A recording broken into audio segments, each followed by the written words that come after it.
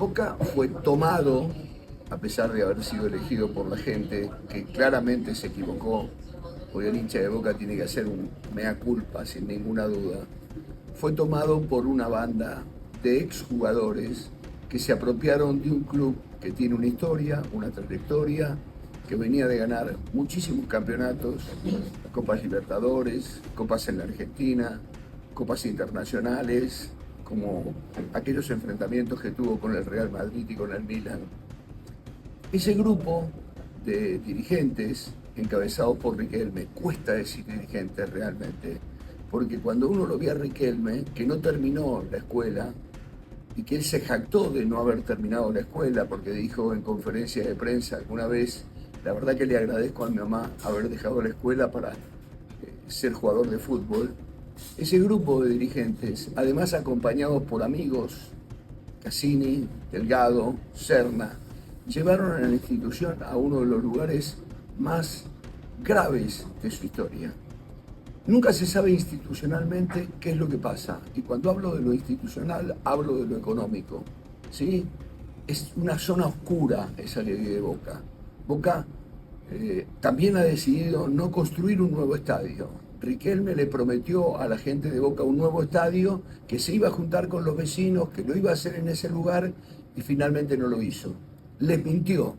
Les mintió como les miente permanentemente, tratando de justificar acciones que son increíbles, como haber contratado tantos técnicos sin ninguna capacidad, sin ninguna historia, porque Gago, seamos sinceros, ganó con Racing alguna cosa, venía de perder con Aldo Civi alguna otra, venía de fracasar en Chivas de Guadalajara, daba el tamaño, quizá daba el perfil, un tipo soberbio, un tipo que era del club, que tenía una manera de disponer los jugadores en la cancha, pero que no había ganado tanto.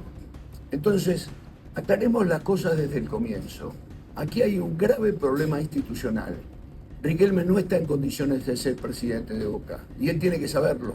Y esto, más que nada, lo tienen que saber los hinchas, que la próxima vez, a la hora de votar, no tienen que votar un par de botines de fútbol, sino alguien que tenga cabeza, que tenga inteligencia. Él no la tiene de ninguna manera. Y por el otro lado, Gago, por supuesto, estaba en la cuerda floja. Cometió un error gravísimo en el partido con River. Haber elegido un sistema que pocas veces había practicado, alguna vez en algún equipo decidió defender con 5, pero armar un equipo para enfrentar un solo jugador, como Mastantuono, era ya, para todo el mundo que lo comentaba antes del partido, un error grave. Gago es un técnico de características muy especiales, muy particulares. No se le entiende cuando explica las cosas. ¿Eso será el motivo por el que no lo entendieron los jugadores en el último partido?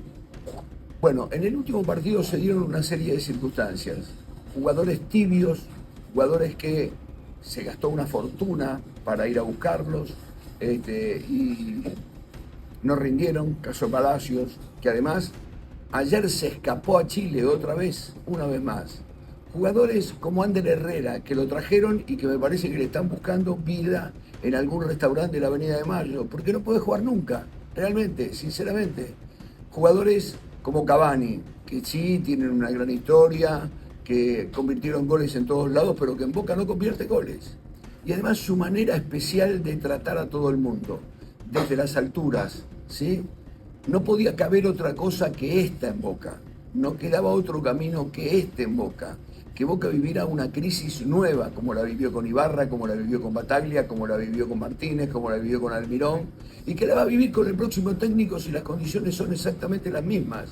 Si se dan los mismos motivos, las mismas fórmulas, las mismas maneras, porque si Riquelme, desde su sabiduría de los zapatos de fútbol y no desde su inteligencia, determina el nuevo técnico y el técnico llega condicionado a un presidente que se mete de entrenador, va a fracasar el nuevo técnico, se llame Martínez, el Kili González o el mismo Jürgen Klopp, al que busquen. Gago, dijimos que cometió un error, que realmente fue muy grave lo que hizo el otro día, que River, sin tener una gran actuación, le ganó un partido justo, sin ningún tipo de problemas, y paga las consecuencias tampoco de saberlo explicar. Su conferencia de prensa después del partido fue una vergüenza, tan burda como las declaraciones de Rojo, que dijo que no le deben nada al hincha de Boca. Ah, no le deben nada. No entraron en la Copa Libertadores, no entraron en la Copa Sudamericana, se quedaron afuera de la Copa Argentina. Realmente pierden con River de manera ridícula. ¿Cómo que no le deben nada? Le deben una explicación y un pedido de perdón. Entonces Gago, decidido a un planteo semejante, termina produciendo lo que produjo. Una actuación deficiente, pobre, tibia, sin ningún rasgo de audacia, salvo ese rapto final en el que dio la sensación que podía empatar el partido. Pero para colmo de todos, cuando termina el partido, hace una conferencia de prensa que es un jeroglífico, que seguramente con el tiempo se dará un tratado a todo el mundo para explicar lo inexplicable. Claro, no podía explicar lo que realmente había pasado. Él había cometido un error gravísimo por timorato, por miedoso. ¿Sí? Yo sé que en el fútbol la palabra miedo, los jugadores y los entrenadores dicen que no existe. Sí existe el miedo escénico, sin ninguna duda. Y River le metía miedo a Boca, como le está metiendo miedo desde hace mucho tiempo. Gago fue la representación de ese miedo. Riquelme es el máximo responsable de todo lo que pasa, sin ninguna duda. A la hora de votar, la gente va a tener que pensar muy bien si tiene que votar por un par de zapatos de fútbol o por una cabeza inteligente.